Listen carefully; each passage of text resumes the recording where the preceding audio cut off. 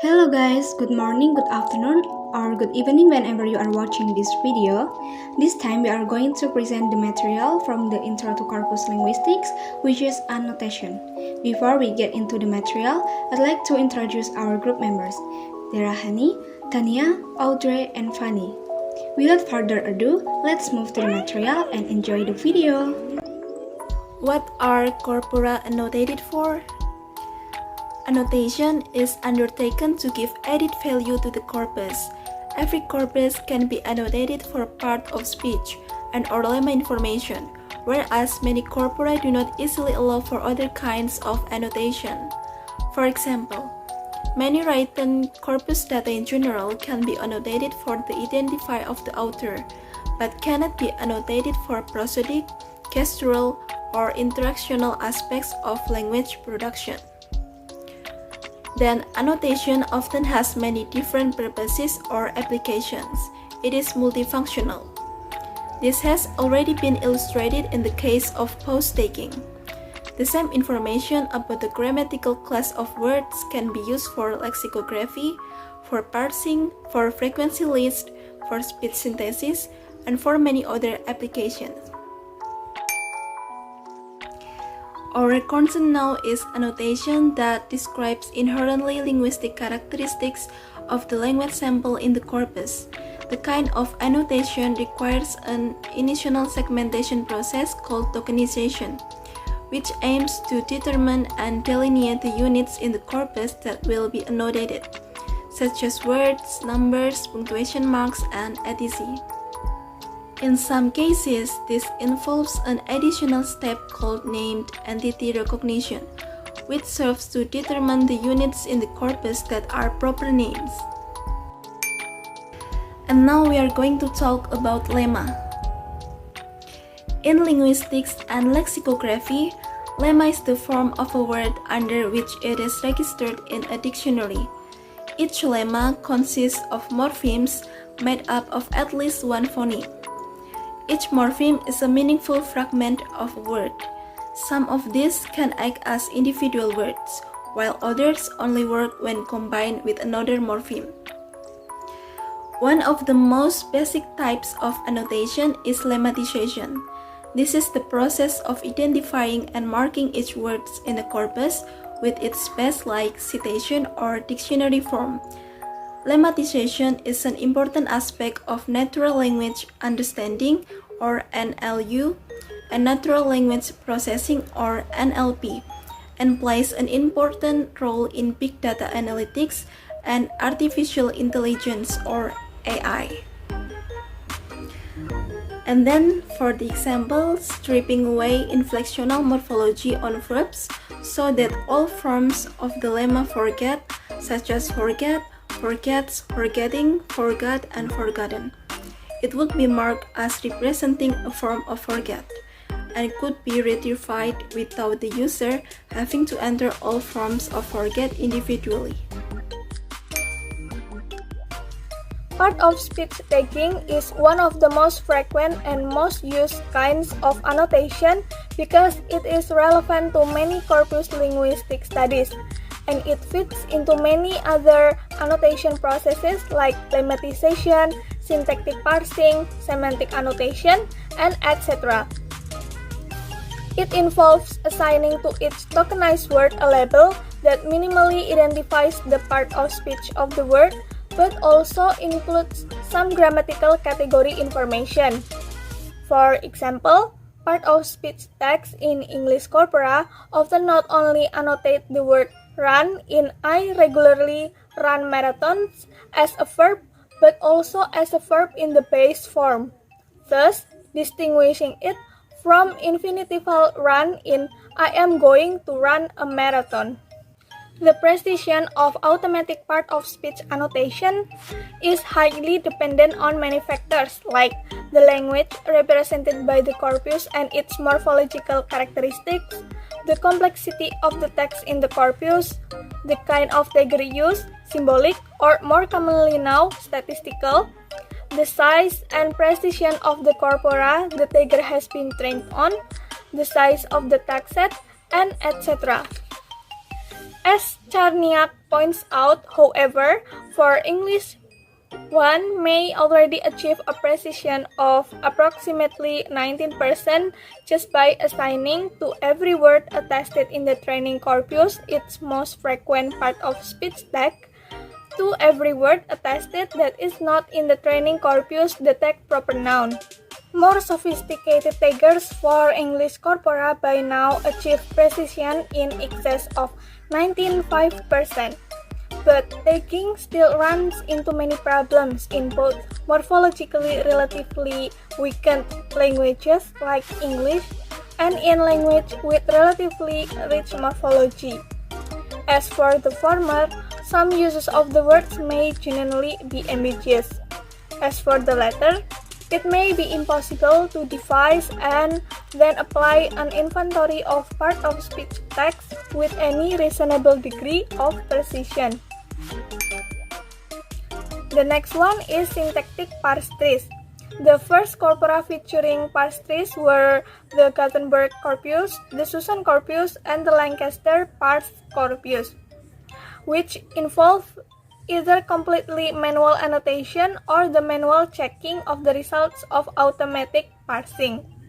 Just like part of speech tagging, syntactic parsing has evolved from symbolic approaches to statistical approaches that assign the most probable syntactic analysis, where the probability of a syntactic analysis is determined on the basis of a training corpus, supervised training, or an entirely data-driven process, or unsupervised training. The result of such analysis comes in the form of either phrase structure representations, or the most frequent parse type, or dependency tree representations. Often, the automatic analyses are post-processed manually to correct mistakes emerging from automatic analysis. A widely used example of phrase structure parse corpus is the British component of the International Corpus of English, a 1 million word corpus that consists 60% spoken and 40% written data, and it is the representative for British English of the 90s. This corpus is fully tagged for part of speech, syntactically parsed, and manually checked. Another well-known parse corpus is the Penn Tree Bank that contains materials from Wall Street Journal corpus, the Switchboard corpus, and the Brown corpus, and it is currently available in 3 differently annotated versions. Semantic annotation is the process of attaching additional information to various concepts, example, people, things, places, organizations, and etc., in a given text or any other content. Unlike classic text annotations, which are for the reader's reference, semantic annotations can also be used by machines. Semantically tagged documents are easier to find, interpret, combine, and reuse. One frequent kind of semantic annotation, relatively common in corpus linguistic studies, involves the identification of senses of word forms in a corpus, which is often referred to as word sense disambiguation. It is often largely automatic and consists of an algorithm assigning to each word form a sense from an inventory of possible senses that best matches the context in which the word form is used.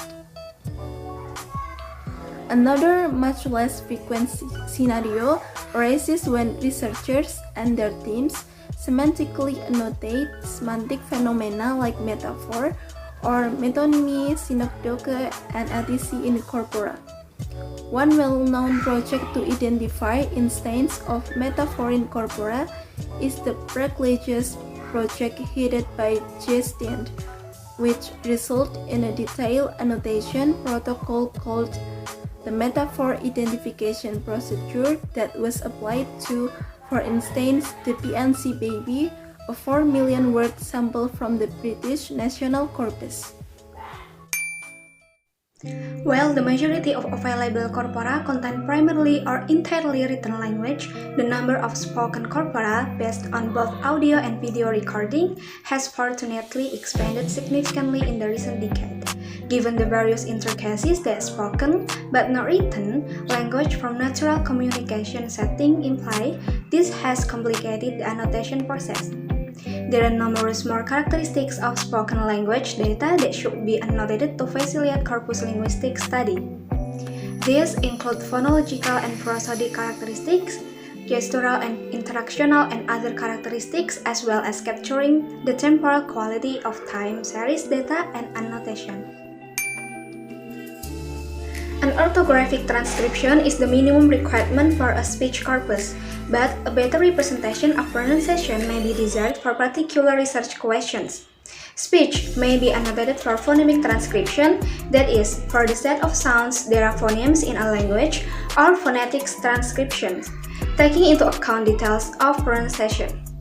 The former is usually considered to be broad in its detail, and a closed set of characters are usually used, though the set may be expanded to account for xenophones, sounds from other language that may exist in borrowed words. In the past, annotators used a set of encoding hex to approximate the International Phonetic Alphabet, known as the Speech Assessment Method's Phonetic Alphabet or SAMPA. With the growth of Unicode, however, the need for the SAMPA character set is obviated. Phonemic annotation is possible to generate automatically from orthographic transcription via a pronunciation lexicon and/or rule-based algorithms. Fine phonetics transcription, on the other hand, make use of an extended set of characters including diacritics, and usually requires hand-coding by humans. Variation in pronunciation or certain kinds of allophony may be difficult to predict. Hand coding is understandably expensive, and it is generally accepted that 1 minute of spoken language can require between 40 minutes and an hour to transcribe properly. Annotation of prosody occurs on a spectrum from broad, discourse-level prosodic generalization to detailed attention to small pitch changes across an utterance. Note that prosodically annotated corpora are still not mainstream in corpus linguistics, and research on these paralinguistic aspects of speech is still in its early phases. An obvious early exception is the London Land Corpus of Spoken English, which was in turn derived from the Survey of English Usage and the Survey of Spoken English. This corpus marks basic prosodic features like tone units, prominent nuclei of units, length of pause, and degrees of stress. This corpus is at the discursive end of the prosodic annotation spectrum. Other such systems include discourse transcription and the system used for conversation analysis. Discourse transcription was developed as a system for divorcing transcription from traditional grammatical structure and instead allowing prosodic units, here called intonation units, to be the basic unit of transcription and analysis of spoken language. The system includes some information about intonational contour at the end of units, primary and secondary accent, as well as other vocal and non-vocal characteristics of a given sample of naturalist speech like coughing, pauses, and fogs. The conversation analysis system also attends to discourse-level prosodic phenomena, but discourse transcription is primarily prosodic in intention. Conversation analysis is generally considered to be concerned with research on interaction between discourse participants. Nonverbal language and nonverbal aspect of spoken language can also be annotated. The creation of annotated video-based sign language corpora with the development of software to time-align annotation and video media. The DGS Corpus Sign Language Corpora survey 31 of 36 list corpora, these that are at least partially annotated. Most are annotated primarily for gloss. Other annotation include tagging for mouthings, facial expression, deviation from citation form, direction and orientation, meme, role shift, non-manuals, head shake, a gaze, a aperture, a brow, gesture, and etc. 24 of these corpora have annotation time-aligned to video, most using the software tools ELAN or iLex. Another nonverbal paralinguistic feature for annotation is gesture. Kip et al. Proposed a grid for annotating the temporal quality of gesture. The top tier of the grid is 4 gesture passes, which come in a predictable order and are annotated as such: preparation, hold, stroke, hold, retraction. Aligned to this tier is another tier for gesture phrases, which describe gesture shape and motion in terms of a simplified set of lexims. The gesture of the calm lexeme is defined as gently pressing downward, palm pointing downward. A final aligned tier groups phrases and phrases into gesture units or periods of gesture between periods of rest. This last tier contains a description of the nature of the at-rest period at the end of the unit. Example, at side, folded, etc. Other parameters for describing gesture in the Kip et al. System include hand height, distance of hand from body, radial orientation to the central axis of the speaker, and arm swivel.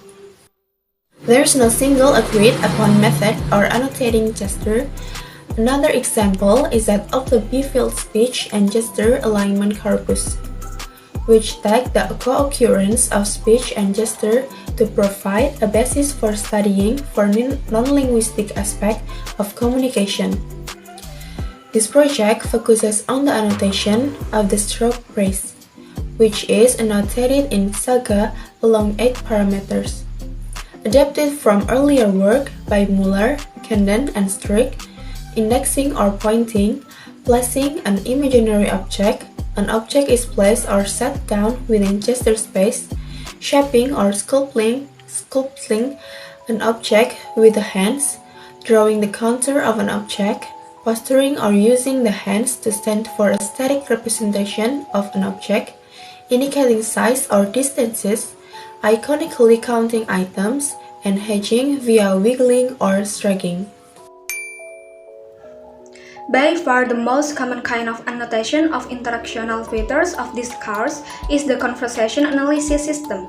The system, first compiled by Jefferson, uses a series of symbols to indicate various features of dialogue. These include temporality or sequentiality of utterances, like square brackets for overlapping speech between multiple participants, line number to indicate order of utterance. And then there are the presence and length of pauses, measured in tenths of a second. Then there are some intonational qualities including pitch, rise or fall, non-phonemically lengthened segments, stress or emphasis, audible aspiration, unusually slow or fast pacing, and disfluencies like and ahem. Discourse transcription, in which prosodic units form the basis of the system with the goal of studying grammar in discourse. The basic unit in conversation analysis is the turn at talk, with the goal of studying interaction and sequence between speakers engaged in discourse. That's all for our presentation today, and we are very sorry for every single mistakes. Thank you for watching and see you on the next video.